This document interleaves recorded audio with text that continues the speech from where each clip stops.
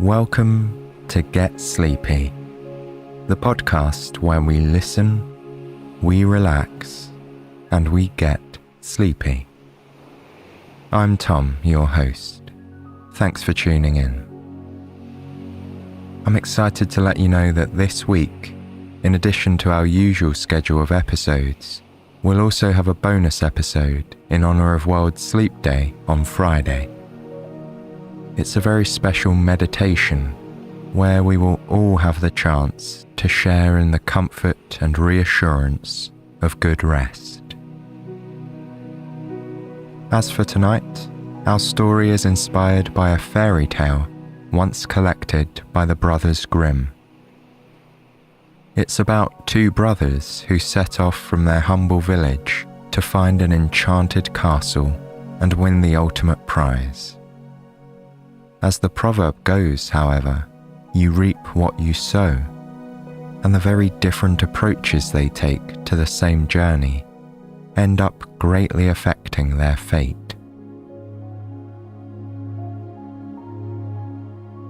Let's settle in and unwind, ready for our enchanting adventure this evening. Allow your body to settle into the coziness of your bed. Sense the stillness of the space around you, enjoying the peace and quiet of night. Whatever today was like, be it busy and full on, or maybe steady and leisurely, you can leave it behind now. Today's journey is at its end, so gently take your foot off the pedal of activity, allowing any racing thoughts to slow down and rest, and allowing any leftover energy in your body to also slow down and rest. You've done enough for today, and you needn't look ahead to tomorrow either. The only intention in this moment should be to enjoy the comfort of your bed, to relax your body and ease your mind. Then you can invite your imagination to guide you through our story as you listen along. Feel free to drift off whenever the pull of sleep comes your way. Now, picture a village nestled in a lush green woodland.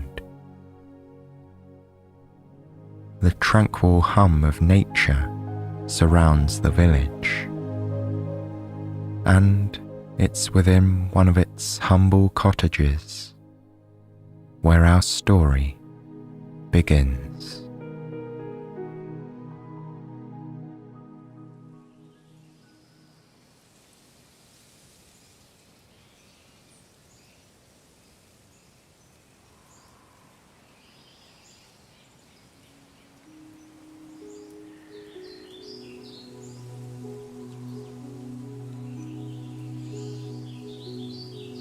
There was once a leather worker who had two sons. The elder was named Ludwig, and the younger was named Johann. The boys had grown up assisting their father in his trade. They knew that the work was difficult, the hours were long, and the income was small. As they came of age, they both began to secretly wish they could spread their wings. They loved and respected their father, but they had dreams of their own and were curious to explore a different path in life. One day, their father was mending the shoe of a passing traveller. While the stranger was waiting, he entertained Johann and Ludwig with some stories from his journey, which sounded very grand and exciting. Neither of the boys had ever experienced life beyond the woods around their village. The traveller told many an eye-opening tale from the road, but there was one in particular that interested Ludwig. According to their guest, there was a distant castle very deep in the forest, where the entire court had been enchanted and fallen into a deep sleep. Rumour had it that at the centre of the castle was a beautiful sleeping princess, and many a wishful suitor had attempted to reach her, to no avail. In fact, no man who had ever entered the castle had been known to return. This was quite a pity for all of them, because it was widely believed that the princess and her future husband would inherit the castle and all its lands and riches, if only she and her court could be awakened. Ludwig was a clever boy who had a rather high opinion of himself, and he was looking for a way out of the family trade. This enchanted princess seemed like an opportunity too good to miss. When the traveller had paid for his mended shoe and retired to the inn for the night, Ludwig went to speak with his father and brother. He told them he would pack himself a bag of provisions and set out to find the enchanted castle the very next morning. Johann did not wish to be a leather craftsman either, but he tried to dissuade Ludwig from taking on this adventure.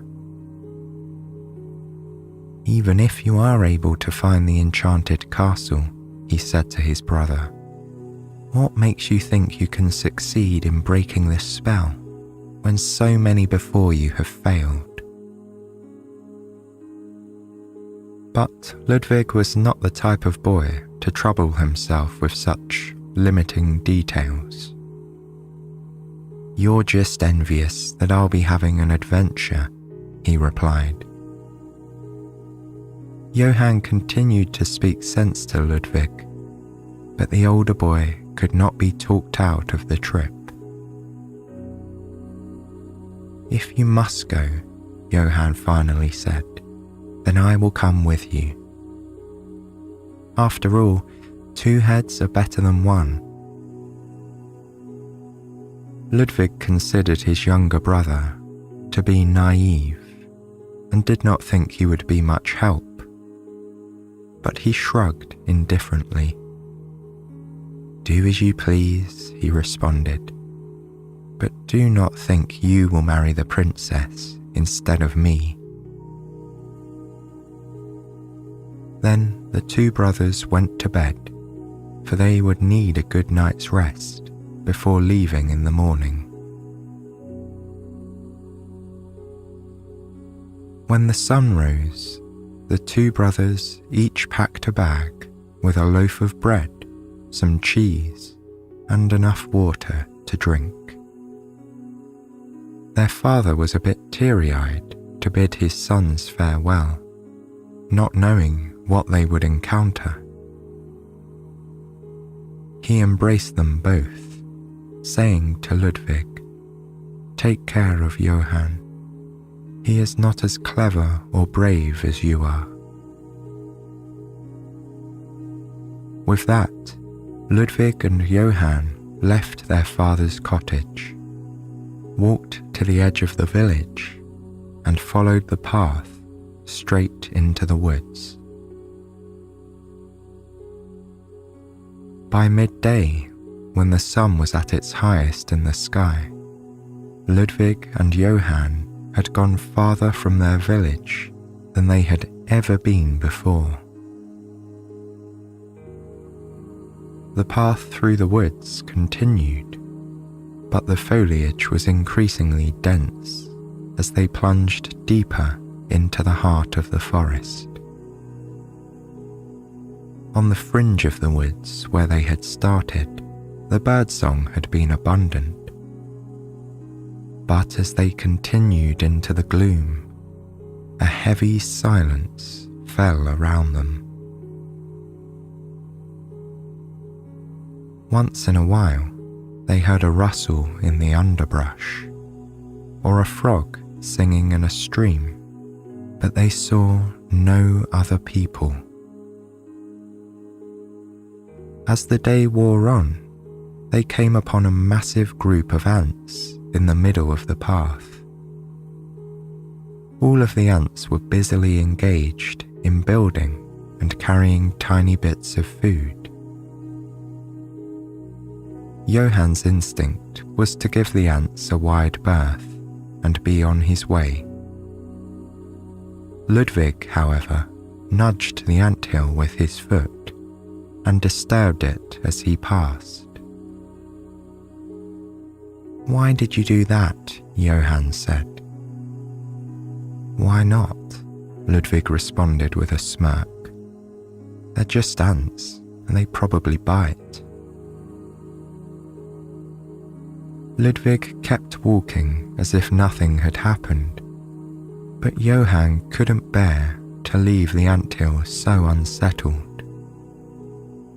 He put down his bag and gingerly pushed the fallen part of the anthill back in place. To his relief, the ants did not bite him. "Sorry about that," Johann said quietly to the ants. Then he picked up his bag and ran to catch up with Ludwig. The two brothers walked onward through the darkening woods as the sun moved lower in the sky. They no longer knew where they were. The path always continued, winding through the oddly shaped boulders and over small, bubbling streams. Even their footsteps on the moss made no noise as they travelled. Finally, as twilight fell, the trees opened to a clearing, and they found themselves looking at a shining lake. In the light of the setting sun, Johann could see a small flock of ducks gathered a little way down the shore. Some were paddling happily, and others were sitting near the edge of the water. "What good luck," Ludwig said with delight. "We can steal eggs from the ducks for our dinner." Johann looked at him with dismay. "Why would you steal their eggs when you brought bread and cheese for yourself?" he asked his brother. Ludwig looked at him with disdain. "They can always lay more eggs," he scoffed. As Johann watched, Ludwig walked towards the ducks and scattered them, casting about to see if he could find their nests. Alas, he didn't unearth a single egg.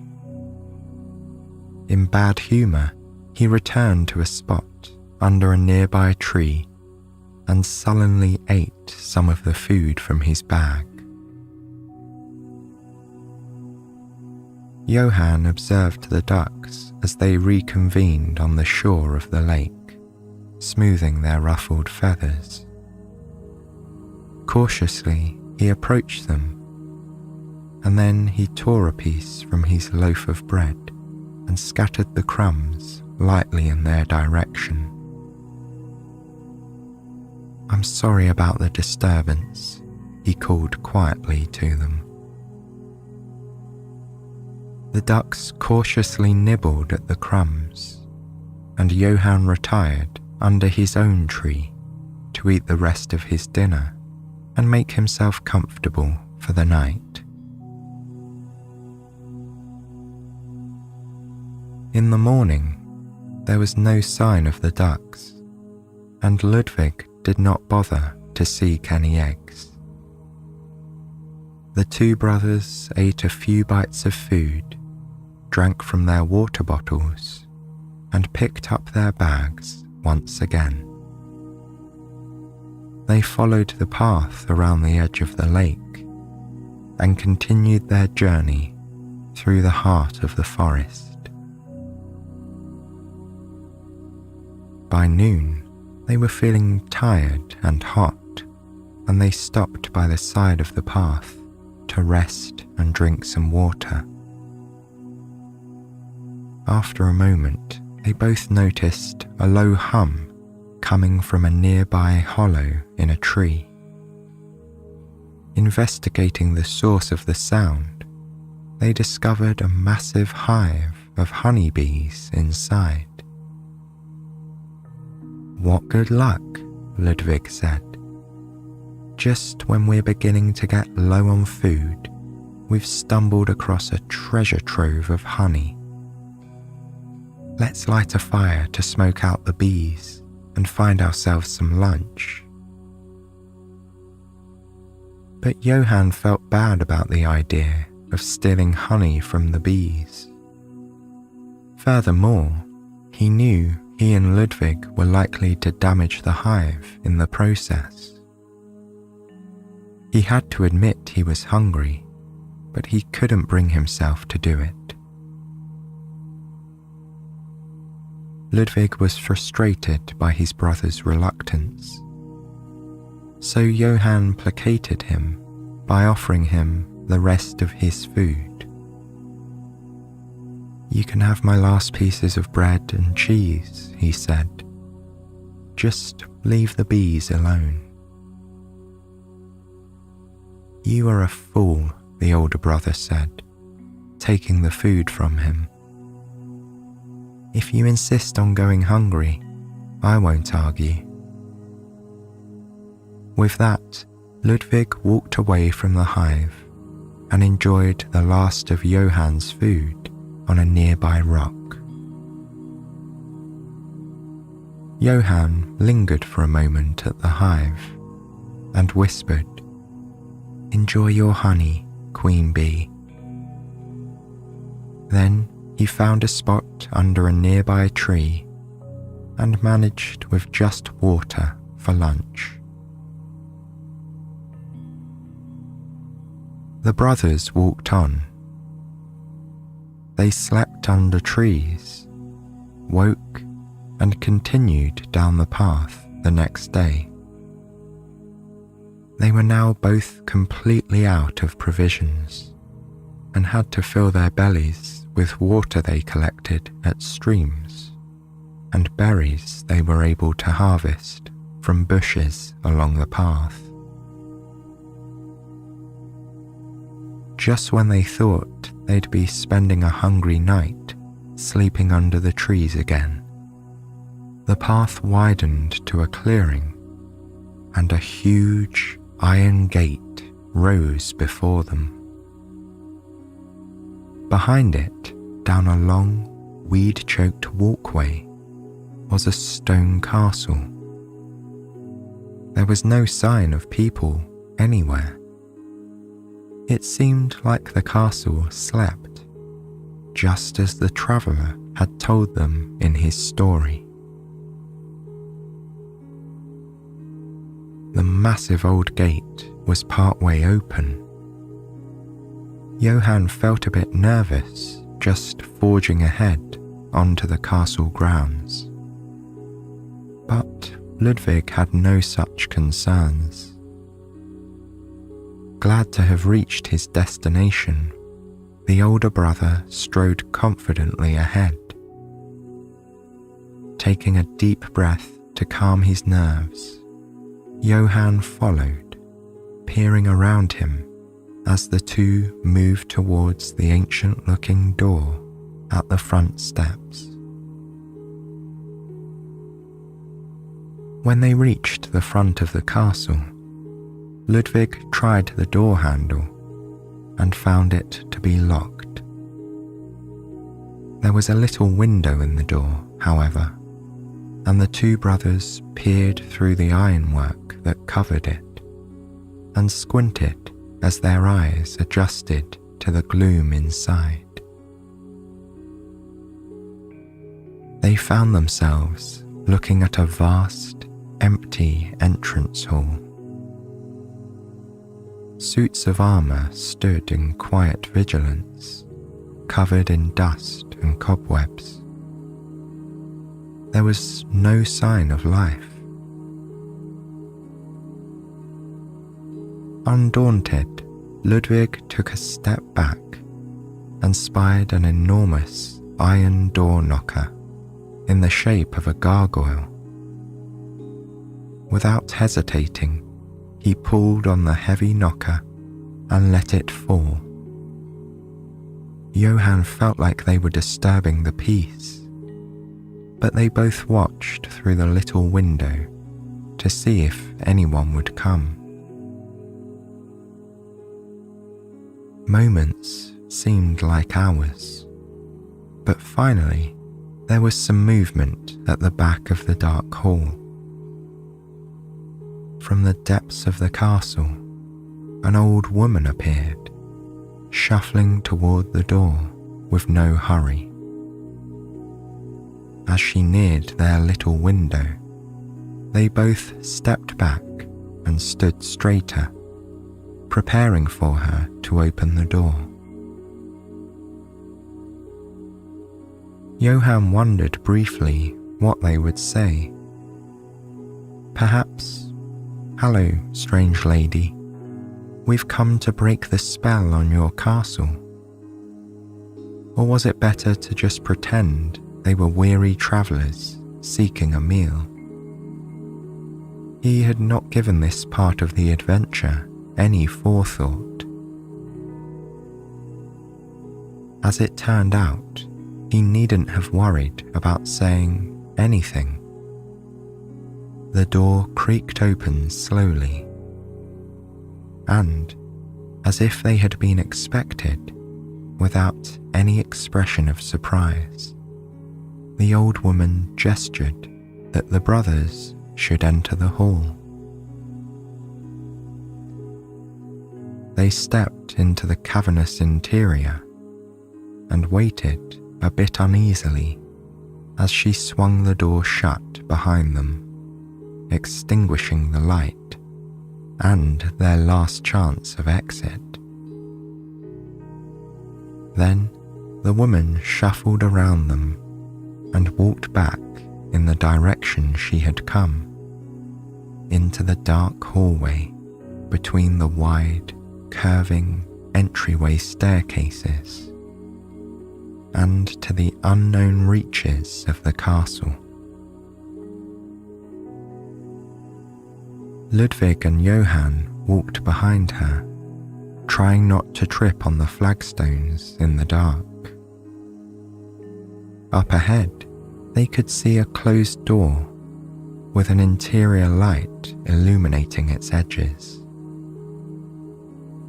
When their host reached the door, she opened it. Inside, illuminated by cheerful firelight, was a very long table, richly laid with a delicious feast of cheese, meats, and other delicacies. There were just 2 seats at the table. Without any expression, the woman gestured that they should sit, and she left the room again. Johann was a bit nervous to immediately start eating magical food in an enchanted castle. But Ludwig did not appear bothered. He grinned broadly and set upon the feast with great gusto. Seeing that his brother wasn't suffering any ill effects from his dinner, Johann gave in to his hunger and took the other chair. They ate until they couldn't finish another bite, and then they sat back in their soft, upholstered chairs, enjoying the warmth of the crackling fire. Without realizing it, they both fell into a comfortable, dreamless sleep and stayed that way until morning. When they awakened, the fire was out, and everything that had been on the table was gone. They heard the door opening and turned to see the same old woman, lit from behind by the morning light from the distant entry hall. Without any greeting, she spoke. "In order to break the enchantment of this castle, you will have to pass 3 tests. I do not suggest you undertake these lightly, because nobody has passed even the first one. Many men have tried and failed. Those who do not succeed fall under the enchantment. They are all sleeping here in the castle now, and they won't awaken until the spell is broken." Hearing this, Johann felt concerned. After all, the odds of succeeding at this task did not seem good. And why should he be any more clever or lucky than the last man? Ludwig, however, had immense confidence in his own abilities. He stepped forward and arrogantly announced that he was ready to take on the first task. The old woman shrugged and motioned for Ludwig to follow her. She led him down some winding hallways, through the deserted castle kitchen, and then out a back door to what must once have been a thriving kitchen garden. Ludwig stood and surveyed the plot, now overgrown with vines, grass, and weeds. "There are 1,000 seeds scattered in this garden," the woman told him. "You have until nightfall to find every single one. Even if you find only 999 seeds, you will fail the task and fall under the enchantment." Then, without ceremony, the woman turned and went back inside the castle. Ludwig got to work. He tore aside vines and rooted through weedy patches. Here and there he found a seed and slipped it into his pocket. He did this without stopping for food, drink, or rest all day long. As the sun dropped low in the sky, he took stock of the seeds in his pocket and found he had less than 200. He tried to work faster as the light slipped away. He pulled up grass and grubbed in the dirt. However, it was to no avail. As the sun dropped below the horizon, Ludwig went back inside the castle, hoping to bargain with the old woman for a few more hours. But he didn't even get as far as the room where Johann awaited him. He fell deep asleep on a bench in the hall. Ludwig had failed the test.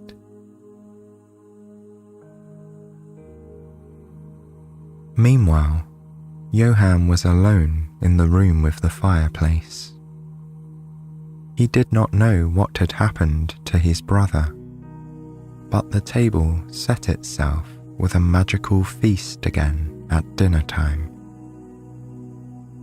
A crackling fire materialized in the large stone fireplace and warmly illuminated a table full of meats, cheeses, and delicacies, just like it had the night before.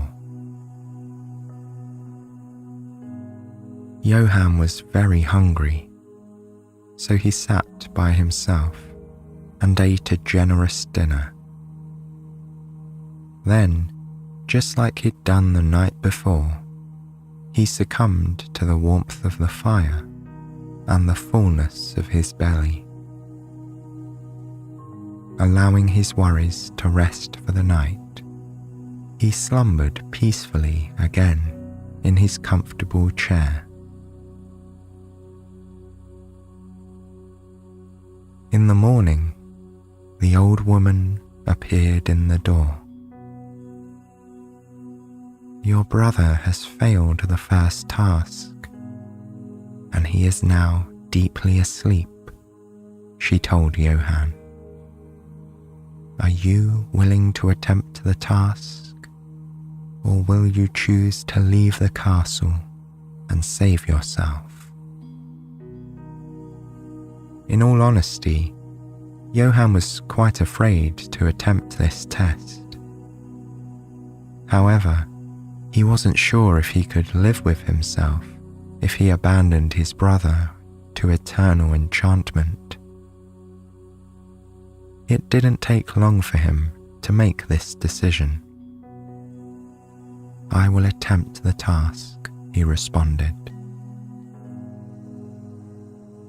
The old woman did not reveal whether she thought this was a wise choice or a foolish one.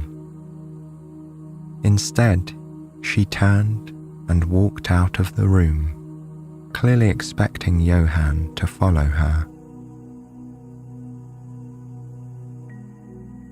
When they reached the castle garden, she gave the same instructions she had spoken to Ludwig the day before.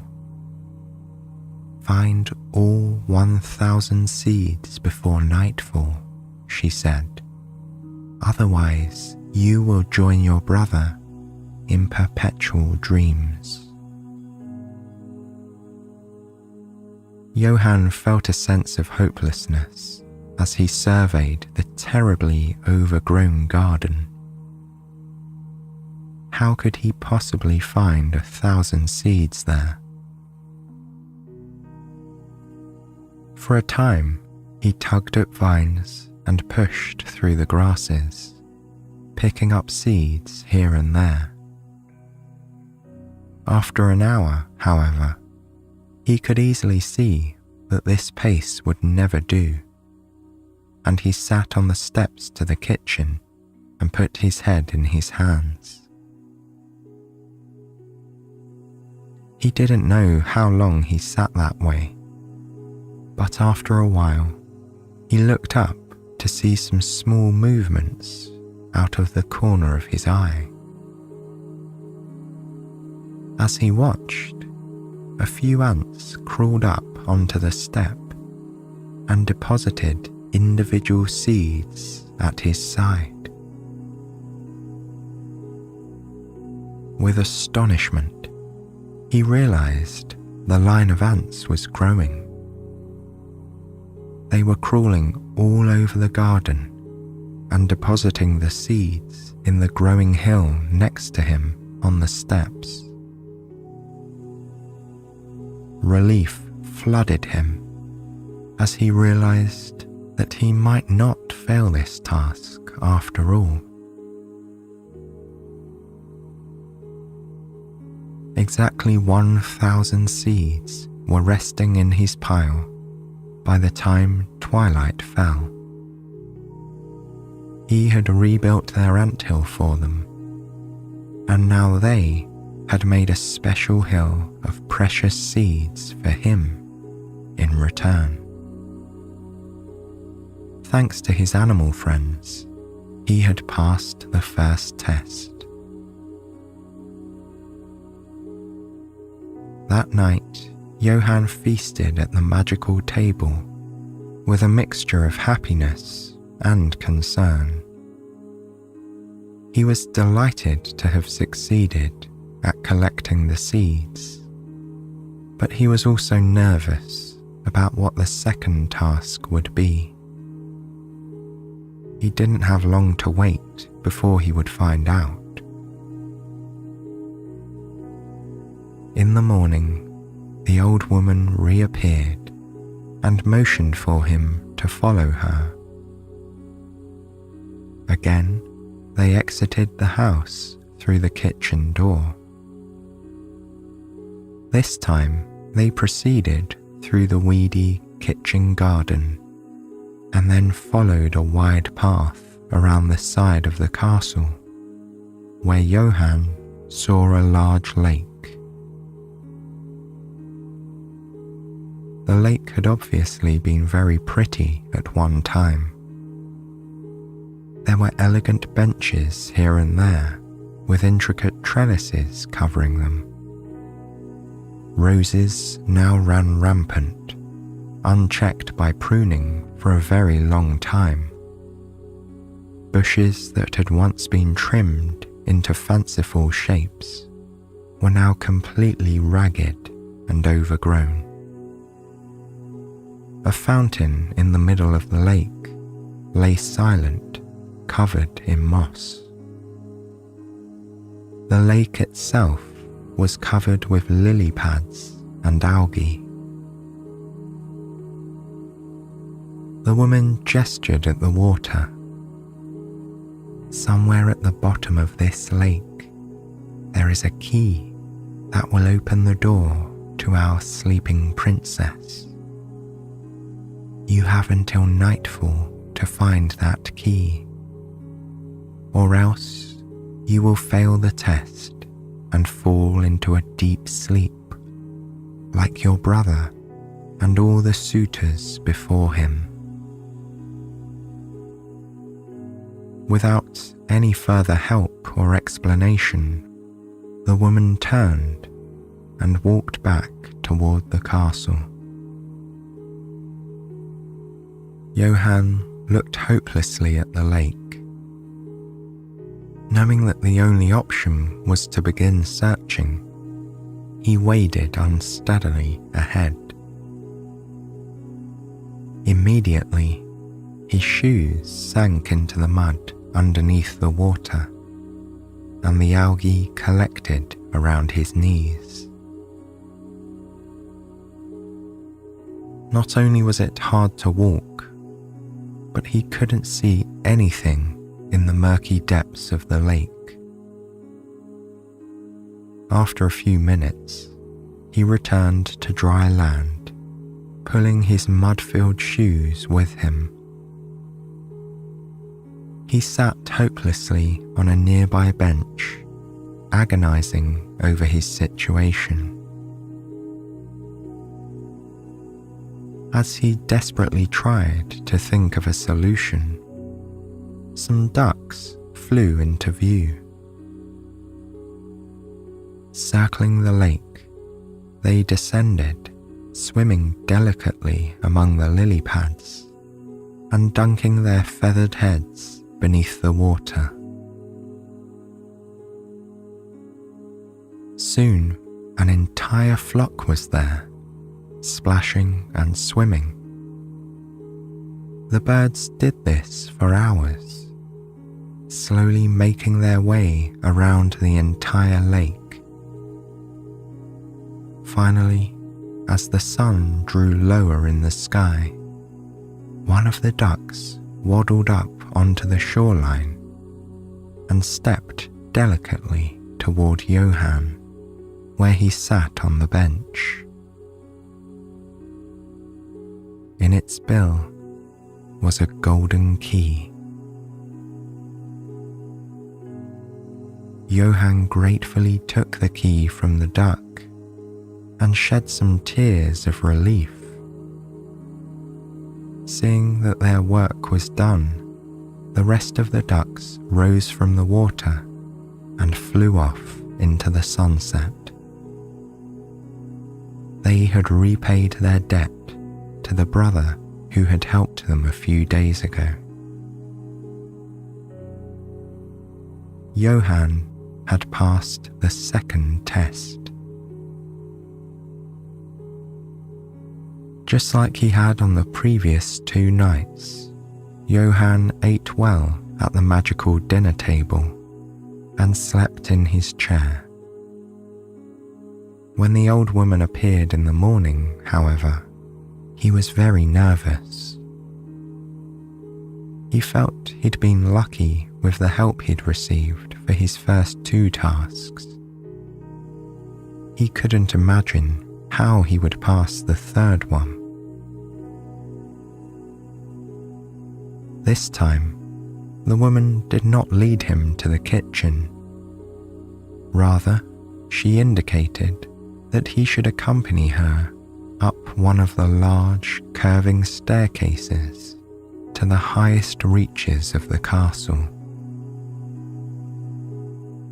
He followed her echoing steps through a long, dusty corridor. Stopping in front of a cobweb-covered door at the end, she produced the key the ducks had found in the lake yesterday. She inserted the key in the lock and turned it, and the door groaned in protest as it was pushed open. Johann stepped into the doorway and surveyed the interior. The room was lit by very tall windows. Straight ahead, there was a large canopied bed draped in velvet. Dust motes drifted across the sunbeams that struggled through the dirty window glass. It looked as if nobody had been in this room for a long time. After a moment, Johann realized there were 3 lovely maidens lying in the large bed. All of them wore identical white night dresses. They were fast asleep. One of these sleeping maidens is the princess, the woman said. The other 2 are her ladies in waiting. On the day that they were enchanted, they each had a sweet after dinner. The 2 ladies in waiting each chose little candies made with white sugar. However, the princess preferred honey, and she ate a honey cake. To break the enchantment, you must wake the real princess with a kiss.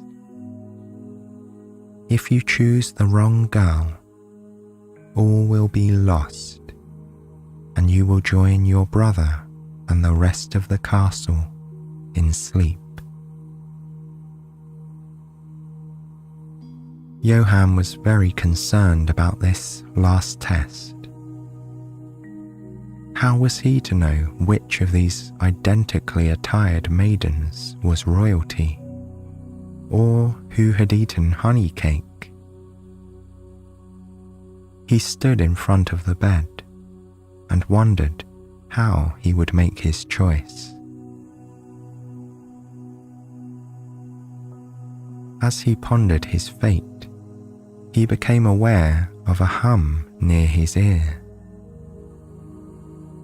Turning, he saw that it was a honeybee, and judging by her appearance, she was a special one.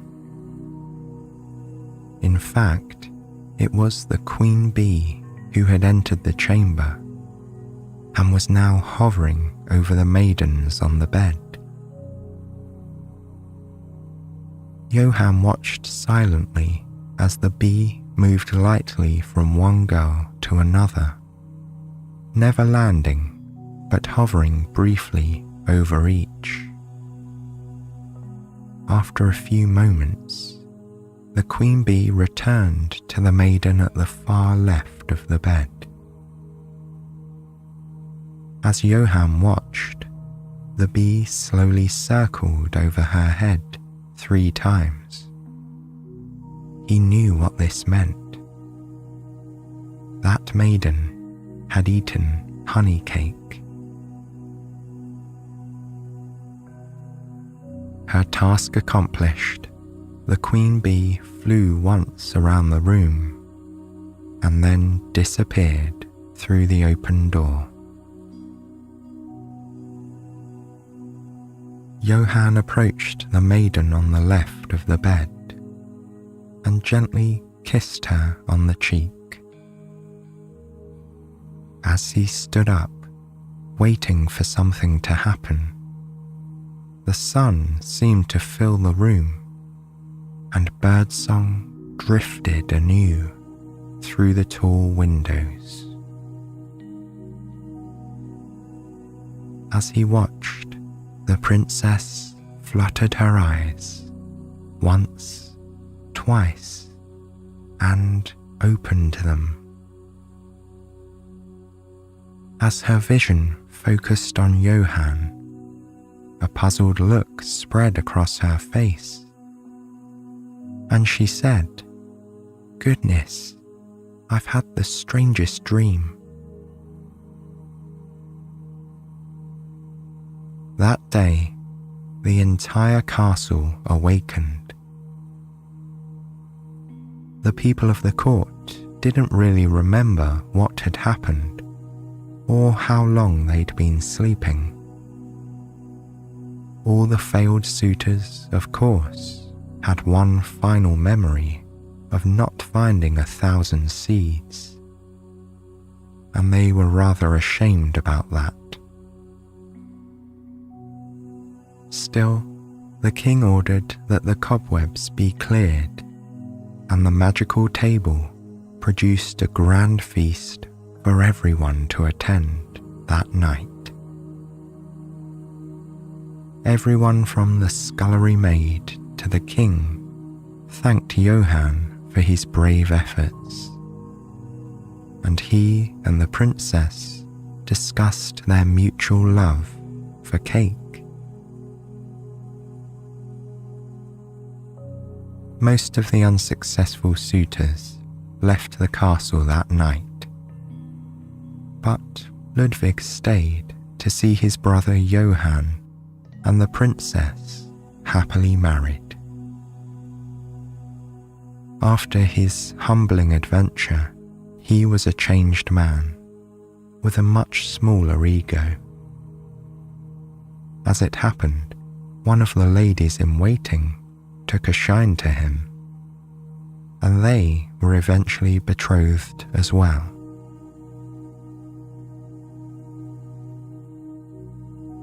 So it was that both Johann and Ludwig lived happily ever after in the castle.